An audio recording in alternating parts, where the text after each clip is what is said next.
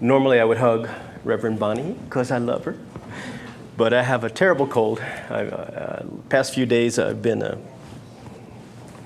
gone through about 3 boxes of Kleenex and resorted to wadding them up my nose in order trying to stop them. Today it's not so much, so I'm doing this drug-free, so I'm happy about that.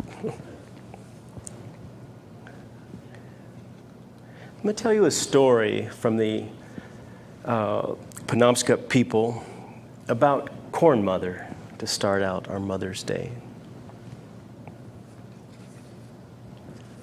There was a time, close Courbet, the All-Maker lived on earth.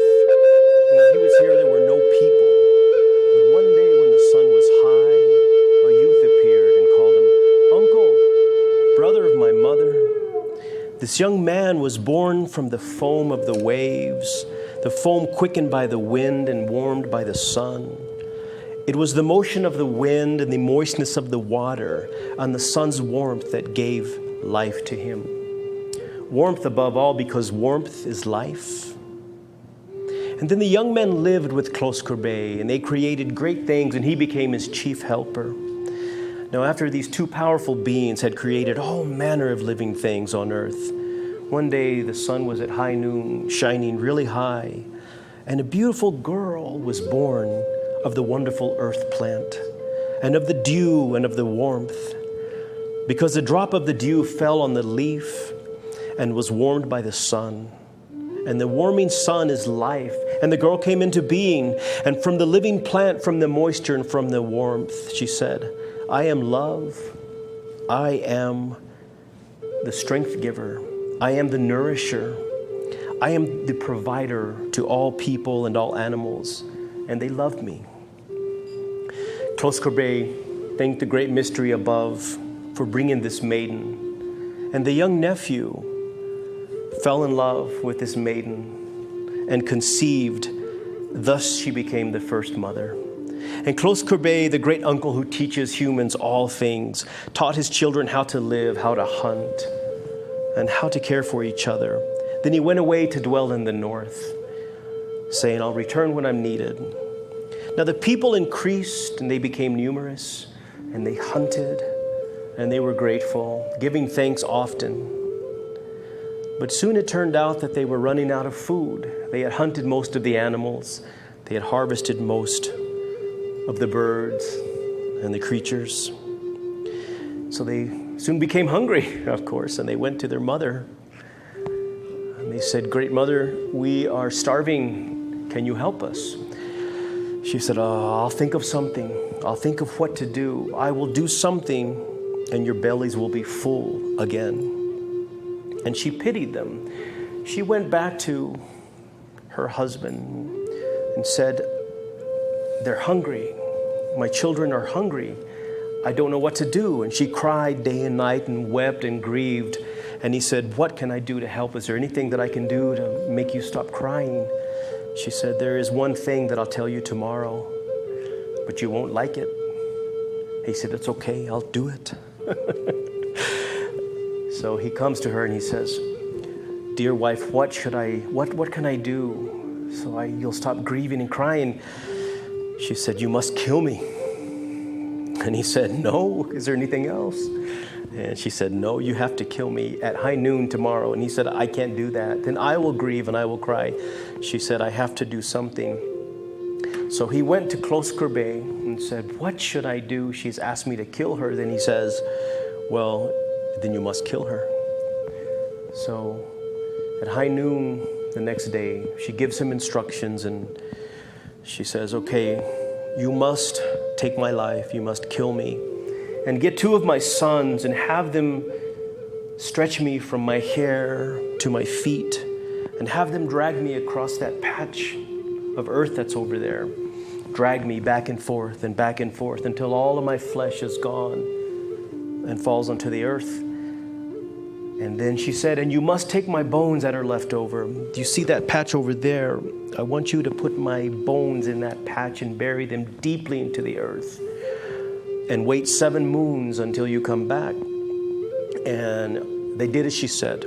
and they cried. The sons cried the whole time. The husband cried the whole time. All of the children on the earth that were hers cried and grieved for her. So in 7 months they came back, and there was this tall, green, tasseled plant with beautiful golden threads hanging off of it. And they said, this must be our earth mother. So they ate of it. And it was sweet and delicious and nourishing. Just as she had promised, their bellies were full again. So they sang a song in her honor and they celebrated. And then they went to the patch where her bones were over here. And there was this tall green plant with big broad leaves and so fragrant as it warmed in the sun. And they heard her whisper say to them, you must take this. You must harvest it, you must dry it, and you must smoke it. It will clear your minds. It will help your prayers, bring them closer to the great mystery, and it will gladden your hearts. And First Mother's husband called that plant skarmunal, or corn. And the second plant he called utamaruyur waye, or tobacco. Remember, he told everyone, and take good care of First Mother's flesh because of this. From its goodness becomes substance. Take good care of her breath because it is her love turned into smoke and prayers. And remember her and think of whenever you eat, think of her. Be grateful. Whenever you smoke the sacred plant, because she has given her life so that you may live. She is not dead and she lives in undying love, and she renews herself again and again. So every time they would eat the corn, as she said, they would plant more kernels so that it would grow. Thus became the renewal of the first mother, the corn mother. So that's a pretty gruesome story, you know. But what a beautiful example of sacrifice, of how we think of, motherhood now. Because motherhood, as any mother who's angry will tell you, is sacrifice and a lot of giving. And do you know how much, I can't speak for your mothers, of course, but Albert Einstein, he said, 100 times a day I remind myself that my inner and outer life depends on the labors of others, living and dead, and that I must exert myself in order to give in the measure as I have received, and I am still receiving. Well, when I was a boy, I'm still on good. When I was a boy, I was a typical boy. I read comic books. And I ordered these things called sea monkeys from the back of it. Anybody remember sea monkeys? They looked so cool, I thought, they're having a party. I want those as friends, So that was all fun and good. And then I got ambitious and I ordered seahorses from the back of a catalog. Did anybody ever do that? Anyone else? Just me? I was living in Hobbs at the time, so I'd never seen an ocean. I didn't know what it was exactly. So I ordered these seahorses, and I was just so excited because what fascinated me was that it's the male seahorse that carries and gives birth to the baby seahorses. Now, I didn't understand how this could happen, but I thought this must be really neat. They must be magic and special. So I ordered them, and I remember when they came, I was so excited, and I set up a little place in my little tiny room that I shared with my 2 older brothers. And like at night, I would go with a candle or a flashlight. And I remember the night that the dude finally gave birth. Just shooting out, and I just like, what is going on? But like any expectant parent, I was just beside myself. I didn't smoke then. I had those play cigarettes, play cigars. So that was so much fun, and for myself as a boy, that was about as close as I could ever, get to giving birth. So I think it's so fitting that we're talking about in the month that has Mother's Day. Happy Mother's Day, by the way. I'm sorry. And like Bonnie said, I love what she said. We all have a mother. So that's the one commonality, and that's a good thing. So we're talking about expectancy, aren't we? We're talking about creating our expectancy, working with our expectancy so that we can create a world for ourselves and for everyone, and where everyone walks around with this expectation, that things are always going to work out, that we can expect a better world. I was thinking this morning as I was driving over, I was listening to the news and I shut it off. But I was thinking, everyone has a mother. And I started listening to the news. And I thought, everyone? Even presidential candidates? Well, I've seen no proof of that. I demand proof. So when you think about it, we're already giving birth, right? At any given moment, we're already giving birth to new ideas. In the language that we use, we're talking about giving birth to a new idea, the birth of a nation. We're talking about let's conceive this idea together, conception. So we're already talking about those kind of things. But with science of mind, what we're talking about is how do we give birth at every moment? Most of us give birth to things unconsciously, in an unconscious way. And the way that happens, the way that your life is now, when you look at the way your life is now and you take stock of it, in Science of Mind, we're always talking about turn entirely away from the condition. And that's hard to grasp sometimes. But you don't know how hard it is for me right now. You don't know how bad my life is. You don't know, you haven't met my coworkers, that kind of thing. When we say we're turned entirely away from the condition, what we're talking about is everything you've given birth to, gestated, given birth to, all of that, conceived, that's your experience right now. That's what's happening. So the key is to plug in, to give birth to new ideas. And part of that is the expectancy. Ernest Holmes said over and over, he said, expectancy speeds progress. Expectancy speeds progress. So by simply thinking, I have this practice that I do every single time. Every time that I drive up to a store, every time that I drive up just about anywhere, I always say, thank you for letting me find this perfect parking space. Sometimes it's at the very end of the row, especially on senior discount day at Albertsons last Wednesday. But I expect to find one. I didn't say the perfect one, But it's that expectancy. It's that we have that, follow through. So how do we shift from passively experiencing things in an unconscious way to actively doing that? Well, there's some things that we can do deliberately for ourselves and for everyone. But first, we need to look at how and what we're creating right now. In other words, take stock. Get the cradle, the crib, the nursery ready, so to speak, to beat that metaphor to death. And there's this practice that I've come across that I want to share with you that I think you'll see how it's instructive. And it's called Nican reflection, N-A-I-K-I-N, Nican reflection. It was developed by Yoshimoto Ishin. He's a devout Buddhist of the Jodo Shinshu sect in Japan. They've been doing this for about 40 years now. This is a brilliant practice. It revolves around three questions that you do in reflection. The first question is, what have I received from? And that last part's blank. So what have I received from? From the news today? What have I received at a restaurant? What have I received from the internet today? What have I received from my friend today? What have I received from my partner who made me a cup of coffee or something like that? So the first question is, what have I received from? ? The second one is, what have I given to? ? So what have I given to my car, for instance? What have I given to my car today? Did I take care of it? What have I given to my dog? Did I walk my dog today? What have I given to a friend I haven't seen in a while? What have I given to the world in the way of beauty? Did I get a plant today? Did I make the world a little prettier? The third question is, this is the most difficult, most loaded. The third question is, what troubles and difficulties have I caused? Blank. What troubles and difficulties have I caused? Now, to me, that's probably the most important one.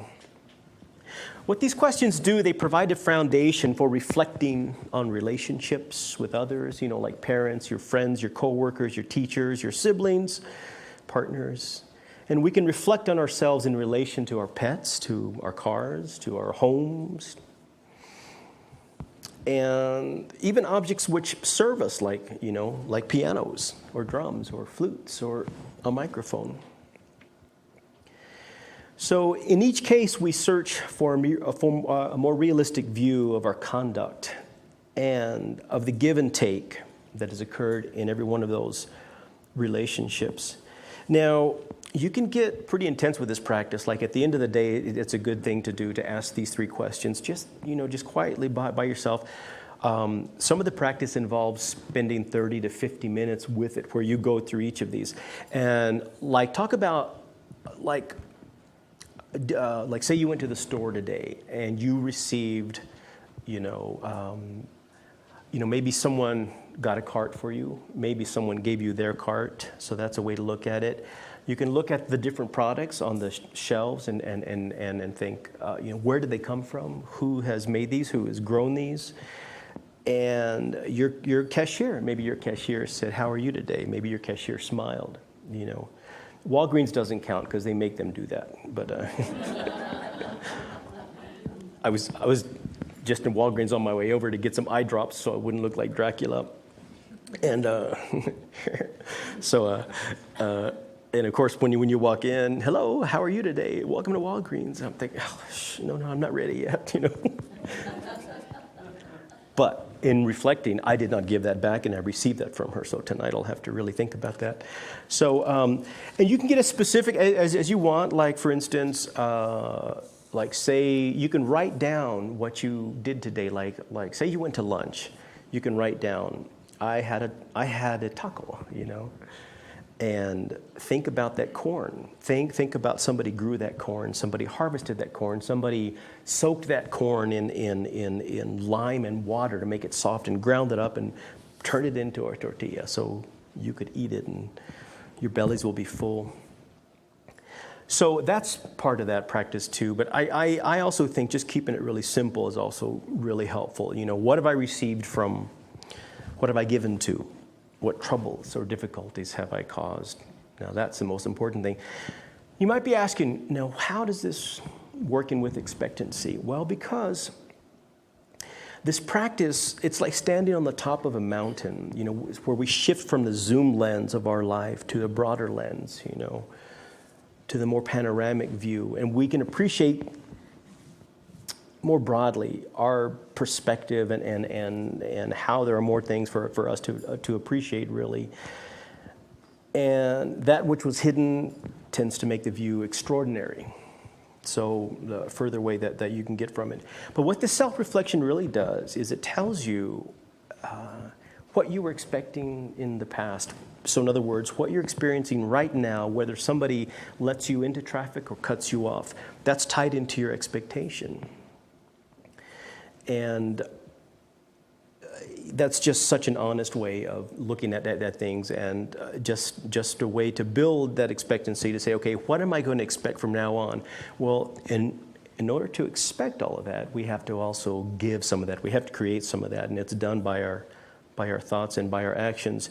If you just go around daily saying thank you to everyone that you meet, hold the door open. Maybe someone holds. What I love about this town is when you go to the downtown post office here, somebody always, is this your experience? Holds the door open for you. They'll wait for you. You're like, wait, I'm coming. And so they're just hoping they'll say thank you. This is, I travel a lot, and this is one of the most friendly towns I've ever experienced. And because I have that expectancy that it's always going to be that way, they have this expectancy. Collectively, we have an expectancy that this is a friendly town, that these are good people, that these are generous people. That expectation, personally and collectively, is creating. That creates our community in a real way. It honestly does. Think about a boomerang. Has anyone thrown a boomerang in a long time? Well, aren't they cool? And then they come back, and they might come from a slightly different angle, but they make this circuitous path around. What if we thought of every action, every word, and every deed that we do as a boomerang? how would we expect it to come back? Like if we threw like if we hit send before we meant to, or before we should have, well, don't be surprised by what comes back. So throwing that boomerang out is just like scattering seeds. That's why I love that, Mary is giving away those seeds. What kind of seeds are they? We need different, just like us. Now, we need different types of seeds. A bouquet. Cool. So it is like broadcasting, and anyone who gardens, anyone who's ever planted anything knows that this little tiny seed, you have an expectation of that seed. And of course, we've all heard about those studies when you pray over certain seeds, when you meditate over certain seeds, where you surround them with the word love or something, they actually grow differently. Same with the Petri dish in the laboratory. It does the same thing. So in this thing called you, Ernest Holmes says, expectancy speeds progress, just like I said. Then he says, therefore, live in a continual state of expectancy. No matter how much good you're experiencing today, expect greater good tomorrow. Expect to meet new friends, to meet new and wonderful experiences. Try this magic of expectancy, and you will soon discover a dramatic side to your work, which gives full vent to constructive feelings. What he's saying there is, live with this expectation. Live with this. It takes courage, I think, to live with such an expectancy that everything's always going your way, that everything is always going to work out for you. When you go into a situation and you have the courage to say to yourself, these people are going to like me and I'm going to like them. They're going to be nice to me. Something good is going to happen. Somebody's going to give me an unexpected treat. Unexpected abundance is coming to me today. Checks maybe. Checks you didn't even know people owed you money for. Living with that expectation, but not like in the superficial way like some films have tried to say, but in a real sense. Part of this expectation is coming back to this idea that there is a spiritual source that corresponds to our thinking. Now, these aren't theories. This is the law of circulation, the law of attraction. These are spiritual laws, but they're based in, guess what? The most important four-letter word. They're based in love. Just like a mother's love is unconditional, how we experience support when we think of how we were carried and nurtured and how many diapers were changed and how many times we were fed, and that we could, no matter what we wanted, all of our needs were always met.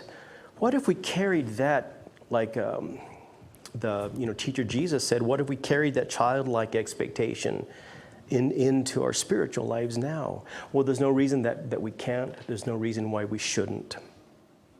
It's this expectation that all of your needs are being met at any given time, and they're always going to be met, that allows you to not see life as competition, to not see life as fear, to not see life as there's not enough to go around, that scarcity. I was talking with a friend yesterday, and I wasn't feeling well, so I didn't eat very much of my food, and and he said, there's kids starving in China, and I said, no, there aren't anymore, but but that made me think, of we're programmed to grow up with those kind of thoughts. There's not enough to go around. There's kids starving somewhere. You better eat your food. That kind of thing. So we have to shift our expectancy where it's greater than our doubts, where it's greater than our unbelief, greater than our fear that there's not enough, that we won't be provided for. Because like I say just about every time I speak here, if you think about it right now, all of your needs are being met. All your needs are being met. Otherwise, we couldn't be here to experience each other's presence. And so that's a good thing. So I will end with 7, because 7's a magic number. I think that was on Schoolhouse Rock. Or is that 3 is a magic number?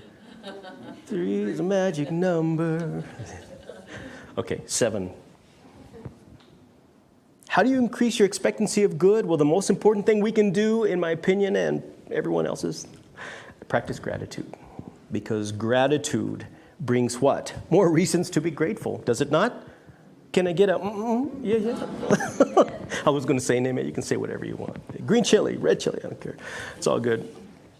Okay, the number one step is to keep a grad pad. I don't mean like a graduate pad, like where it's, those things are pretty raunchy. I've seen them. A grad pad, it's a little tiny notepad you can buy at Walgreens or Walmart, anywhere. Keep it in your car. Things to be grateful for. I got a parking space. Those lights were green. Missouri's finally open. That kind of thing. Number two, assess how far you've come from something bad. It's okay to look at bad things, at where you were, because you know that bad thing there, that misfortune, that grief, that sadness, that relationship loss was a result of something in the past. And you are not the past. You are the present, expecting the future, constructing it. So, assess how far you've come from something bad. Number three, prayers of gratitude. Meister Eckhart said, if the only prayer you ever said was thank you, that's enough. Use visual reminders, because the two primary obstacles to gratefulness are what? Forgetfulness and lack of mindful awareness. That's why we're constantly reminding our partners, do you remember when I did that? Did you forget how? No. I'm just kidding. So go through the motions is number 5. Go through the motions. Grateful motions like smiling, saying thank you, writing letters of gratitude to people. That's a big one. Watch your language. Because grateful people have a certain language, don't they? A certain style. They use words like gift, blessing, fortune, fortunate, abundance, ingratitude.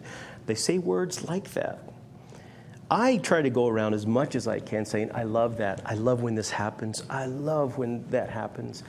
It's just increasing that. It's just a way of cementing it in your mind. And number 7, visualize yourself being grateful. Now, what does it look like? What do you look like being grateful? What? Smiling. Aw. What do you look like being grateful? I was thinking smiling too. Jim, what do you look like being grateful? Absolute what? Absolutely. What about you, Tony? What do you look like being grateful? See, look, we're all doing it now, because we're grateful. What gratitude also looks like is humility. Is things like, oh, thank you. Just that. I picture myself daily in my meditations in the morning. I picture myself doing just that, bowing my head and saying thank you for something really cool, that happens. So I'm going to end before I ask Reverend Bonnie to follow up in our meditation. This is something beautiful that I came across from Ernest Holmes probably 15 years ago. And I have it memorized, but I'm going to read it so I'll get it right. He says, one of his treatments, if you read the Science of Mind books, which I encourage you to please do, there's this stuff that's in quotations, and that's the stuff that he was inspired to write down. So they have a special import. And he says, today I bestow the essence of love upon everything. Everyone I meet shall be lovely to me. My soul meets the soul of the universe in everyone. This love is a healing power touching everything into wholeness, and I am one with the rhythm of life. There is nothing to be afraid of. There is nothing to be uncertain about. God is over all, in all, through all. God is right where I am. I am at peace with the world in which I live. I am at home in the divine spirit in which I am immersed. And so it is. Happy Mother's Day.